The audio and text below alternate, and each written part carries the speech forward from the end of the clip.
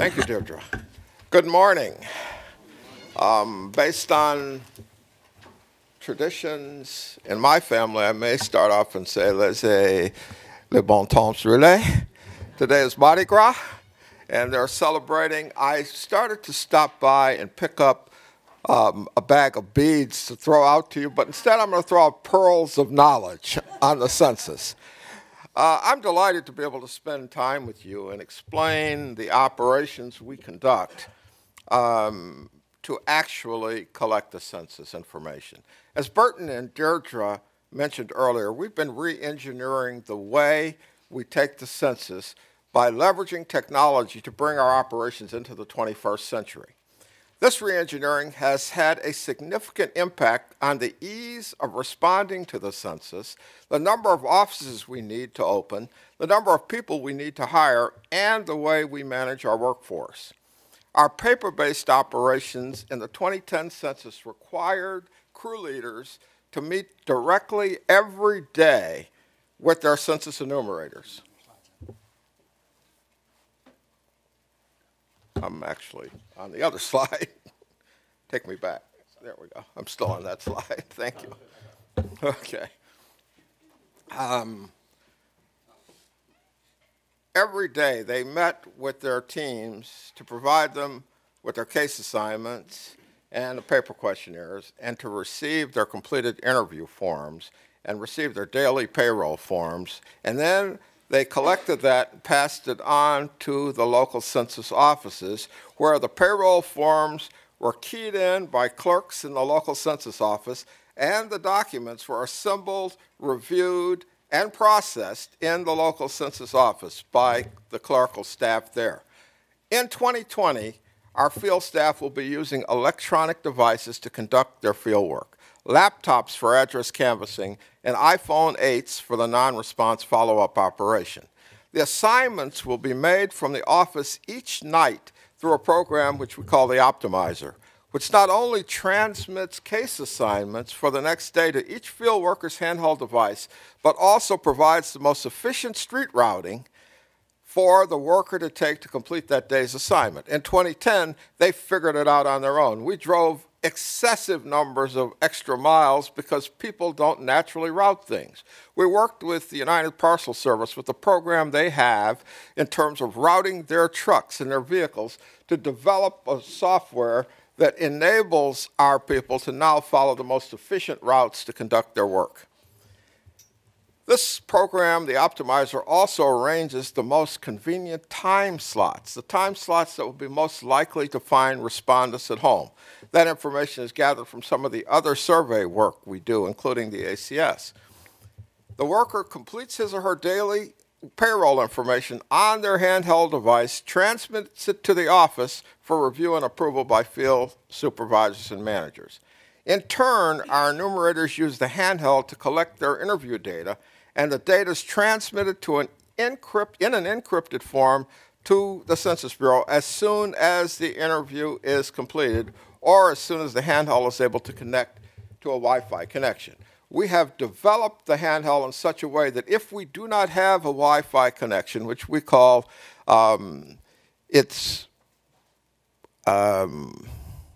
not disconnected mode, excuse me.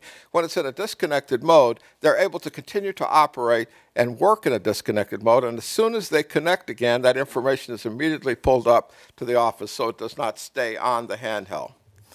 The worker sits down and completes their work.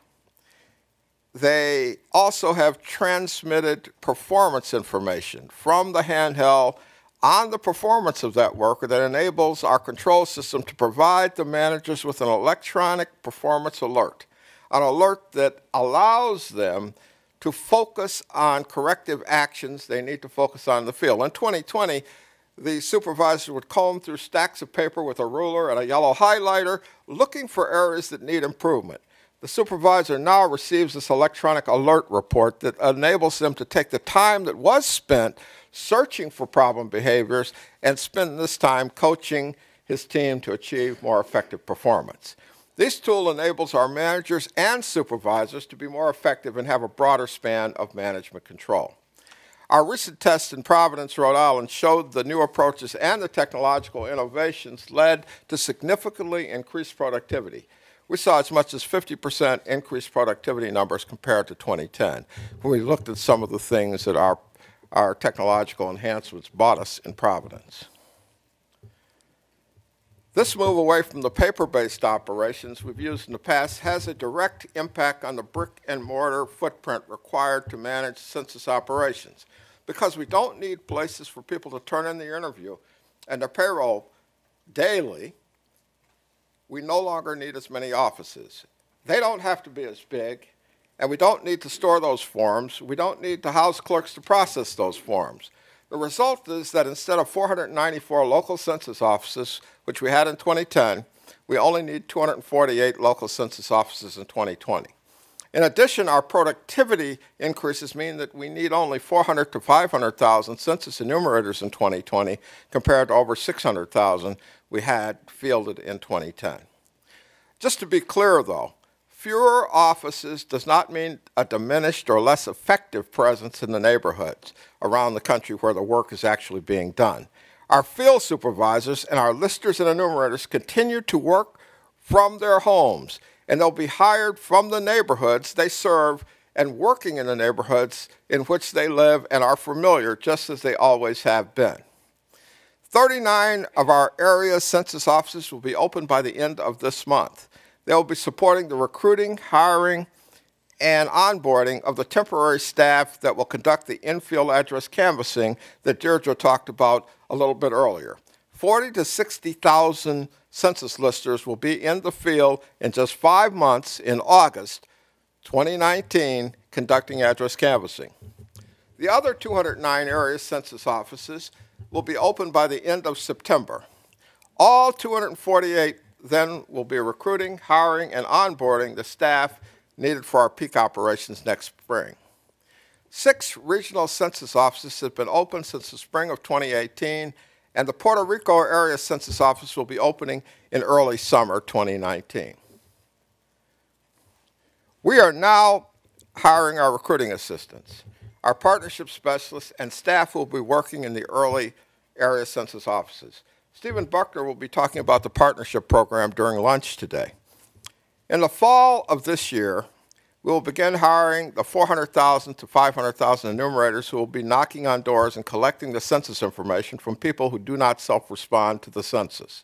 That's what we call our non-response follow-up operation.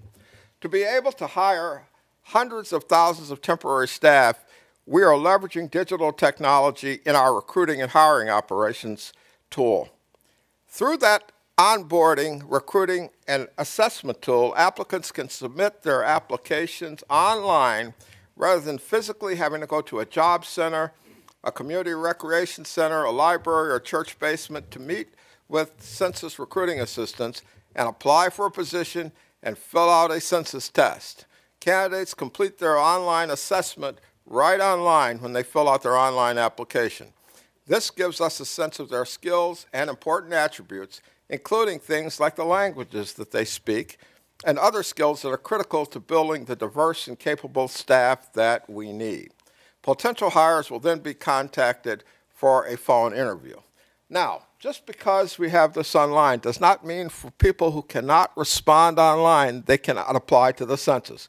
We have made provisions that we can conduct physical on-site recruiting and hiring where we need to accommodate the needs of people interested in working for the census.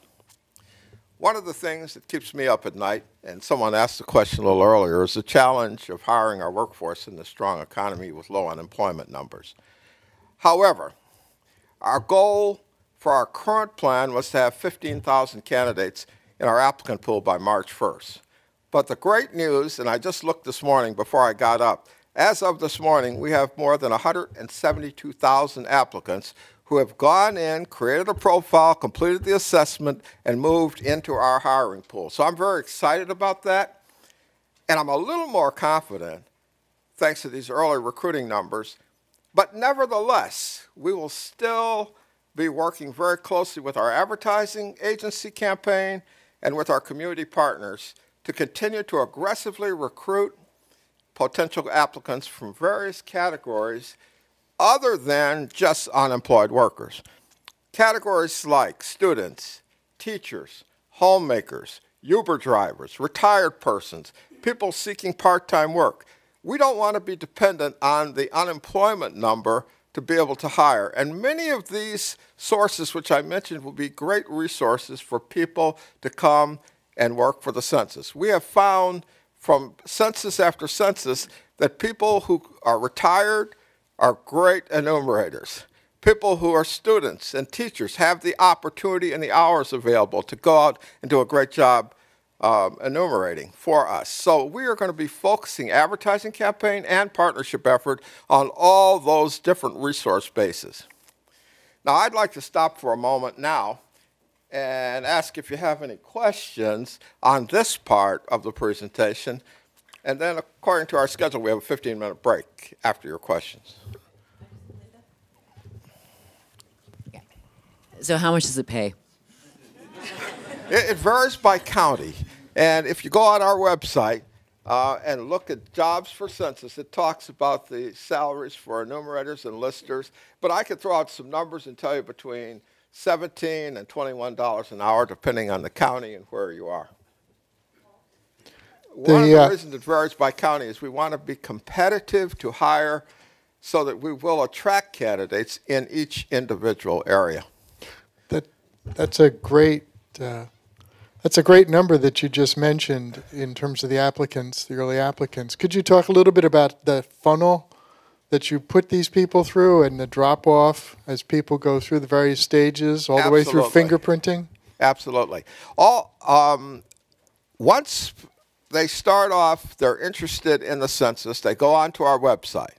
That's the first stage. Right now, the number is 215,000 that have actually gone onto the website so far. As they've gone and filled out a profile, that's the next step. It requires you to do some work, fill out a profile, and then take and pass the assessment. That gets me down to the 172,000 that we're talking about. Now, that's the available pool. We begin to select based on our needs, based on where these people live, based on the type job we are, and the selection is geared on what we believe we need. Now, I said we're going to be hiring 40 to 60,000 for address canvassing. So we will start to select a number that will be somewhat higher than that, in the 80,000 range, because we know that people won't go get their fingerprints. Or if they go get their fingerprints, some people will fall out because their fingerprints don't clear a security check, because you don't want someone knocking on the doors in your neighborhood that has violent criminal background or some things that make them a threat to your community. And then after we get people who pass the security check, some people will get invited to class, and by that time they're not interested in the job, they don't show up in class. And then some people will go to class and a smaller percentage won't pass the class. Then we start them after they've completed the class, and those people that are deployed to field, some wake up and say, this was not what I thought I was applying for. I came in and I thought this was going to be easy. I have to talk to people, I have to ask questions, and they drop out. And then we end up with a number of core enumerators or core listers. So we often feel that it's somewhere between 3 to 5 to 1 from what we start with to what we end up with as our core enumerators right now. Did that explain the funnel pretty well? Hi. Yes, sir. So you talked about the various technology upgrades for the upcoming census. Can you also talk a little bit about what kind of security evaluations the apps and the handhelds and the other systems go through? I can, but a little later today, Kevin Smith, who's our CIO, is going to come to specifically talk about cybersecurity and some of the programs there. So I don't want to steal all of Kevin's thunder, so I'm going to let him do that. Hello. I apologize if somebody else is going to talk about this. I was curious if you had any information on, I know you mentioned having different languages covered, so I'm going to talk about language. Oh, okay, because I was curious like how you figure that out, what the needs are, and then what happens when, a census worker, knocks on a door. I'm going to give you a real high-level answer to your question. from other data we have, from partnership work, from the American Community Survey, from other surveys, we look at the language requirements in our various communities and our various areas. And we look to be able to try to hire to match that requirement. However, sometimes we aren't going to be able to do that. So we depend on our partnership staff to reach out into that community and try to help recruit partners, recruit people from the partnership program, from the community, with certain language skills that we need to apply. I'll give you an example. In 2010, we had certain communities where Russian was the language. This is in Los Angeles, and where Russian was important. Partners in that area got us a pool of our candidates who were fluent in Russian to help work in their community. These are people from that block, from that neighborhood, who have those language skills. And so between a combination of other survey data that we have and our partnership outreach, it gives us a profile of what the language requirements are in each of the communities, and we attempt to have staff that is fluent in that language. In addition, we will be providing online and on telephone language support for 12 languages in addition to English, which I'll talk about a little bit later, and provide assist materials in 59 other languages. We have 2 more questions before the break. Okay. Yeah, so mine is quick. Al, can you talk a little bit about, for the successful, those who apply, the enumerators, from training and to the completion of the census, what is the time commitment? From training to the completion of the census, well, first thing, the training is partially online and partially in class. So it's not as though they're going to sit in class for a solid week as they did in 2010 and have verbatim training. Some of this training will be conducted in an online environment which they can do from home, but it still will require 40 hours or so of training work between classroom and home study. Once we start the operation, we ask the potential enumerators, what is your availability? This is a new thing for us this census. We say, tell us what hours you're available. We will plan the work to fit your available hours. So we ask them to be available approximately 20 hours or more per week, just to make it effective for them and for us in terms of the training. But we have some areas where that isn't going to be possible, and so we will have people who will have less than 20 hours availability. Other areas, they're going to be available as often as you need them, so they will be working 40 hours. The operation will kick off in early May, about May 13th. We'll kick off our non-response follow-up operation, and we should wrap it up by the end of July. So that's kind of the timing. And based on the work and their performance, some people will be around for all of non-response follow-up. They may start during address canvassing. They may then have a break between operations and rejoin us for non-response follow-up and work till the end. Other people may work for a month or 2 months and decide, okay, this is fine, that's enough. Or their performance may be such that when we decide to get down to our best performers, we thank them for their work and allow them to move on to something else. How much could I make working for the census? Can you give us an average for people interested in working for you? It's a repeat question, but you want to just... Yeah, what I said was it depends on the county, okay, because we develop wages on a county basis to be competitive. And I would say as an enumerator or lister, the average is somewhere between $17 and $21 an hour.